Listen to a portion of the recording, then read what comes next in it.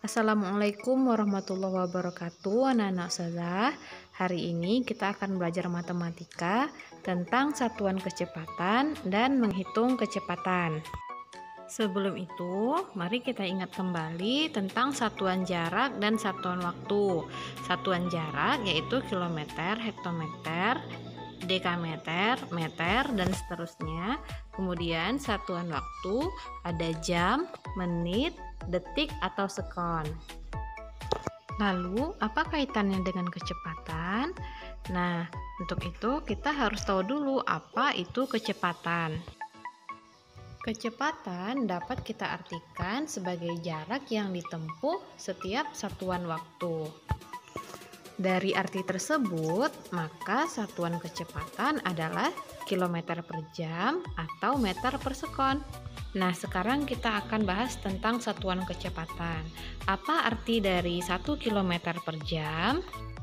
1 km per jam artinya jarak 1 km ditempuh dalam waktu 1 jam. Kemudian, apa arti dari 10 meter per sekon? 10 meter per sekon artinya setiap 10 meter ditempuh dengan waktu 1 detik. Ingat ya teman-teman, sekon sama dengan detik. Lalu bagaimana ya cara mengubah satuan kecepatan ke dalam satuan kecepatan yang lain? Berapakah hasil dari 36 km per jam jika dirubah ke dalam meter per sekon? Ingat, 36 km per jam artinya 36 km ditempuh dengan waktu 1 jam. Maka 36 km kita rubah ke meter menjadi 36.000 meter. Kemudian 1 jam kita ganti ke detik atau sekon menjadi 3.600 sekon.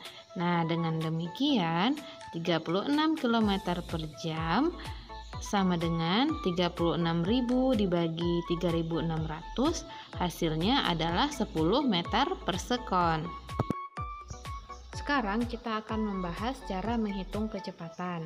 Agar lebih mudah, perhatikan bagan hubungan antara kecepatan, jarak, dan waktu berikut.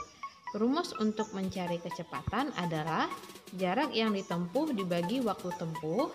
Rumus untuk mengukur jarak yang ditempuh adalah kecepatan dikali waktu tempuh, dan rumus untuk mengukur waktu tempuh adalah jarak yang ditempuh dibagi kecepatan. Alat untuk mengukur kecepatan adalah speedometer. Ustazah akan memberikan sebuah contoh. Sebuah bus berjalan dari kota A ke kota B. Jarak kedua kota itu 150 km. Jika waktu tempuh 2 jam, berapakah kecepatan bus itu? Nah, ingat rumus kecepatan adalah jarak yang ditempuh dibagi waktu tempuh.